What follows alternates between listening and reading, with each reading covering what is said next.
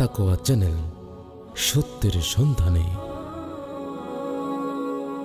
আল্লাহ তাআলা বলছেন, ইন্নাল্লাযীনা কাফারু ওয়া মাতু ওয়া হুম কুফফারুন, নিশ্চয় যারা অবিশ্বাস করেছে এবং অবিশ্বাস অবস্থায় মৃত্যুবরণ করেছে, ফালা ইউকবালা মিন আহাদিহিম মিলউল আরদ, মূলত তাদের কারো নিকট হতে পৃথিবী পরিপূর্ণ স্বর্ণও গ্রহণ করা হবে না।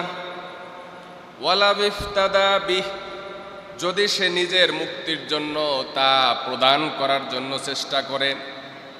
একজন ব্যক্তির কাছ থেকে ক্ষতিগ্রস্ত অবস্থায় যদি দুনিয়া থেকে চলে যায় আর তামাম পৃথিবী পরিপূর্ণ স্বর্ণ অলংকার, তার চেয়েও মূল্যবান বস্তুর বিনিময়ে সে যদি আযাব থেকে রক্ষা পেতে চায়, তাহলে রক্ষা পাবে না। উলাইকা লাহুম আযাবুন আলীম, তাদের জন্য রয়েছে যন্ত্রণাদায়ক শাস্তি।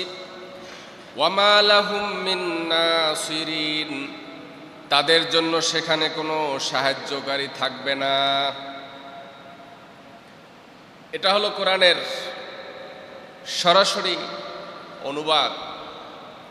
বুখারীর 6338 নম্বর হাদিস, রাসূল সাল্লাল্লাহু আলাইহি সাল্লাম বলেছেন, কিয়ামতের দিন কাফেরকে বলা হবে, যদি তোমার নিকট পৃথিবীর সমপরিমাণ স্বর্ণ থাকে, তাহলে সেই স্বর্ণ দিয়ে আজকে এই আযাব থেকে তুমি কি পরিত্রাণের জন্য প্রার্থনা করতে?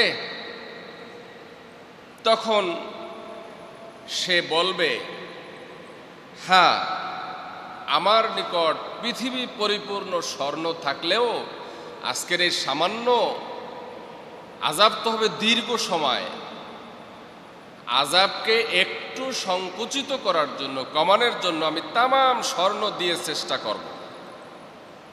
কথা কি বুঝে আসছে? আর রাসূল সাল্লাল্লাহু আলাইহি সাল্লাম বলেছেন যে, তোমার কাছে তো দুনিয়াতে সামান্যতমই চাওয়া হয়েছিল, পক্ষান্তরে তোমাদের কাছে কোনো বিনিময়ই চাওয়া হয় নাই।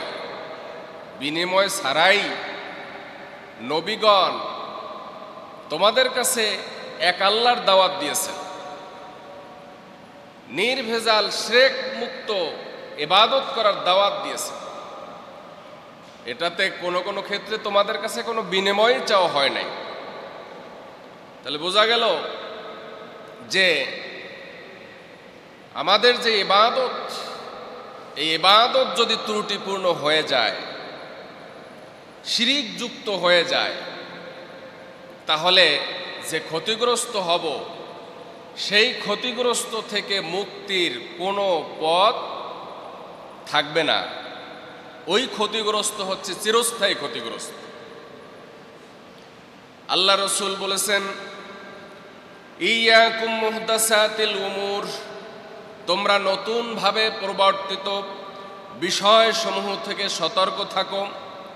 ফা ইন্না কুল্লা মুহদাসাতিন, কেননা প্রত্যেক নতুন প্রবর্তিত বিষয়ই হলো বেদাত। ওয়া কুল্লা বিদআতিন দলালাহ, এবং প্রত্যেক বিদাতই হলো ভ্রষ্টতা। এটার মধ্যে ইনসাফ নাই, তা পথ ভ্রষ্ট। আবু দাউদ এবং তিরমিজি শরীফের হাদিস। শিরিক একটা জঘন্য অপরাধ। আত্মাকোয়া চ্যানেল, সত্যের সন্ধানে।